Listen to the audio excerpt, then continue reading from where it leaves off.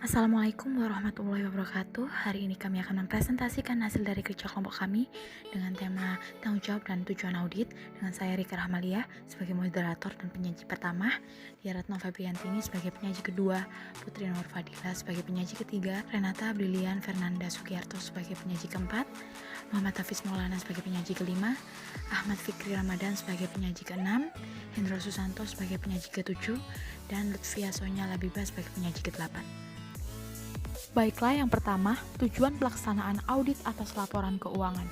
Tujuan dari audit biasa atas laporan keuangan oleh auditor independen adalah untuk menyatakan pendapat tentang kewajaran dalam semua hal yang material, posisi keuangan, hasil operasi, serta arus kas sesuai dengan prinsip-prinsip akuntansi yang berlaku umum, GAAP.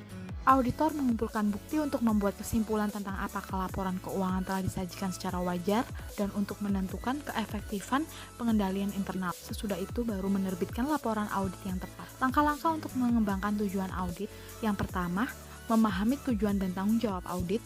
Yang kedua, membagi laporan keuangan menjadi berbagai siklus. Yang ketiga, mengetahui asersi manajemen tentang laporan keuangan. Yang keempat, mengetahui tujuan audit umum untuk kelas transaksi, akun, dan pengungkapan. Dan yang terakhir, kelima, mengetahui tujuan audit khusus untuk kelas transaksi, akun, dan pengungkapan. Tanggung jawab manajemen.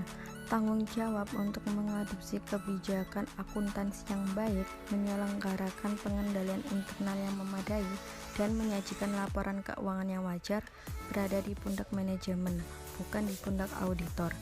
Karena menjalankan bisnis sehari-hari, manajemen perusahaan mempunyai pengetahuan yang lebih mendalam tentang transaksi perusahaan, serta aktiva, kewajiban, dan ekuitas terkait ketimbang auditor. Tanggung jawab auditor. Auditor bertanggung jawab untuk merencanakan dan melaksanakan audit guna memperoleh kepastian yang layak tentang apakah laporan keuangan telah bebas dari salah saji material, apakah itu disebabkan oleh kekeliruan ataupun kecurangan. Karena sifat bukti audit dan karakteristik kecurangan, auditor dapat memperoleh kepastian yang layak tetapi tidak absolut bahwa salah saji material dapat dideteksi. Auditor tidak bertanggung jawab untuk merencanakan dan melaksanakan audit guna memperoleh kepastian yang layak bahwa salah saji apakah disebabkan oleh kekeliruan ataupun kecurangan yang tidak material bagi laporan keuangan. Selanjutnya, standar-standar tentang tanggung jawab auditor untuk mendeteksi salah saji yang material mencakup beberapa istilah dan frasa penting. Yang pertama, salah saji yang material versus tidak material. Salah saji dianggap material jika gabungan dari kekeliruan dan kecurangan yang belum dikoreksi. Auditor bertanggung jawab untuk memperoleh kepastian yang layak bahwa ambang batas materialitas telah dipenuhi.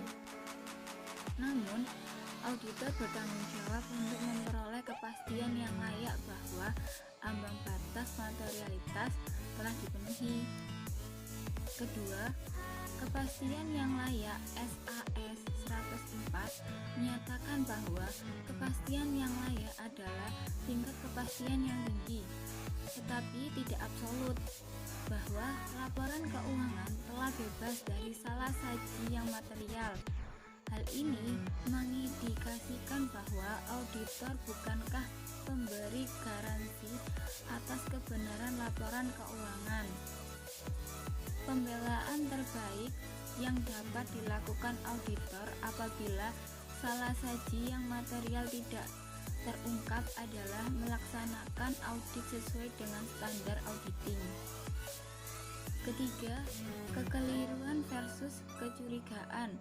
Kekeliruan atau error adalah salah saji yang tidak disengaja, sementara kecurangan atau fraud adalah salah saji yang disengaja dan dibedakan lagi menjadi misapropriasi, aktivitas yang sering disebut penyalahgunaan atau kecurangan karyawan, serta pelaporan keuangan yang curang yang disebut kecurangan manajemen.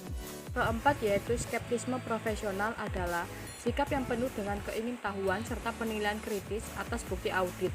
Auditor tidak boleh mengasumsikan bahwa manajemen bersikap tidak jujur, tapi juga tidak boleh mengasumsikan bahwa manajemen tidak diragukan lagi kejujurannya. Auditor bertanggung jawab untuk mendeteksi kekeliruan dan kecurangan yang material.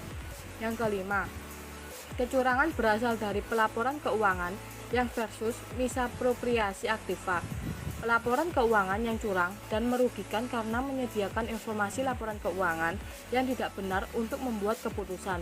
Sedangkan misapropriasi aktiva merugikan pemegang saham, kreditor, serta pihak lain karena aktiva tersebut tidak lagi menjadi milik pemilik yang sah. Yang keenam, tindakan ilegal, tindakan yang melawan hukum, merupakan pelanggaran terhadap hukum atau peraturan pemerintah selain kecurangan. Auditor bertanggung jawab untuk menemukan tindakan ilegal. Tindakan ilegal ini terbagi atas tindakan ilegal yang berdampak langsung dan tindakan ilegal yang berdampak tidak langsung. Auditor mempunyai 3 tingkat tanggung jawab untuk menemukan dan melaporkan tindakan ilegal. Yang pertama, mengumpulkan bukti jika tidak ada alasan untuk percaya bahwa ada tindakan ilegal yang berdampak tidak langsung. Yang kedua, pengumpulan bukti dan tindakan lainnya apabila ada alasan untuk mempercayai bahwa tindakan ilegal yang berdampak langsung atau tidak langsung telah terjadi. Yang ketiga, tindakan apabila auditor mengetahui suatu tindakan ilegal.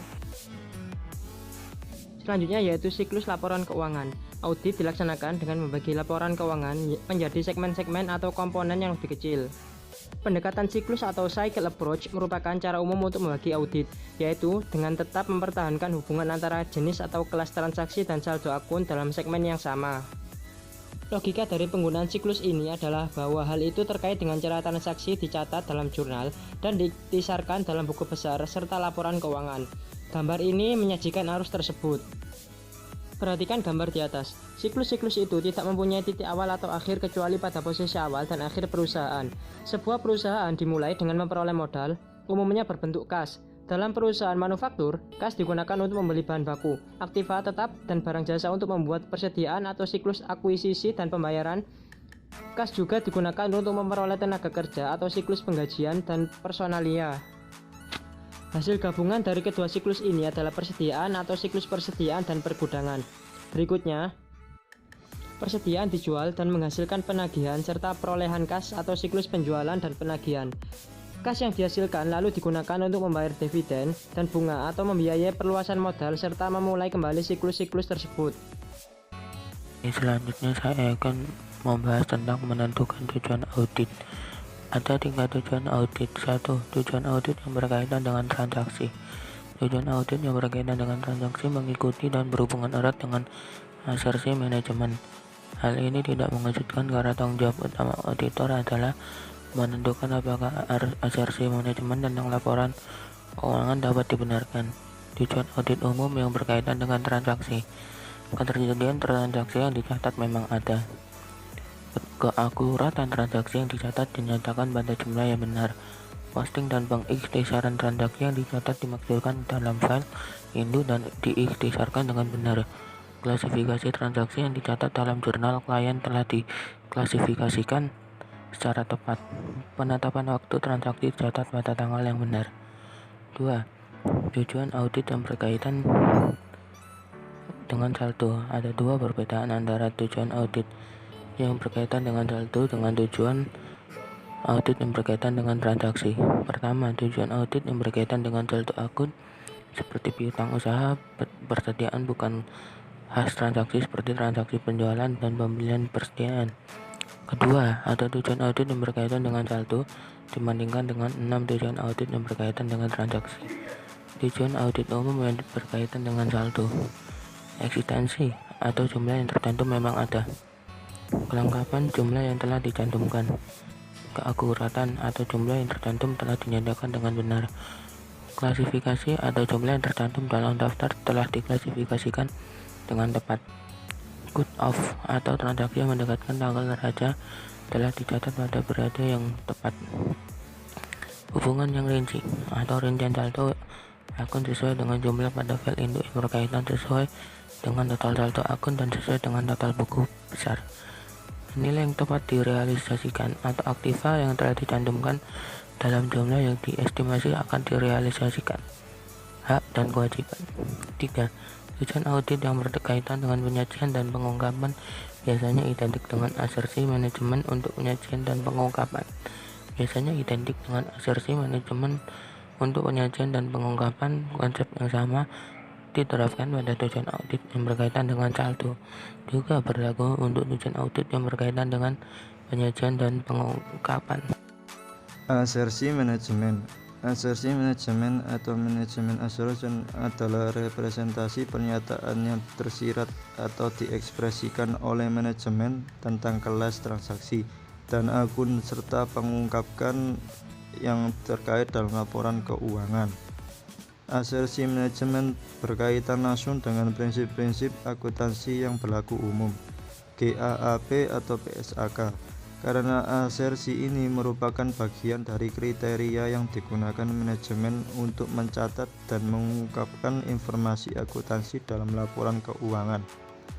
SAS 106 atau AU 326 mengklasifikasikan arensi ke dalam 3 kategori. Asersi manajemen untuk setiap kategori asersi. Asersi tentang kelas transaksi dan peristiwa. Keterjadian transaksi dan peristiwa yang dicatat telah terjadi dan bersangkutan dengan entitas tersebut. Kelengkapan semua transaksi dan peristiwa yang harus dicatat telah dicatat.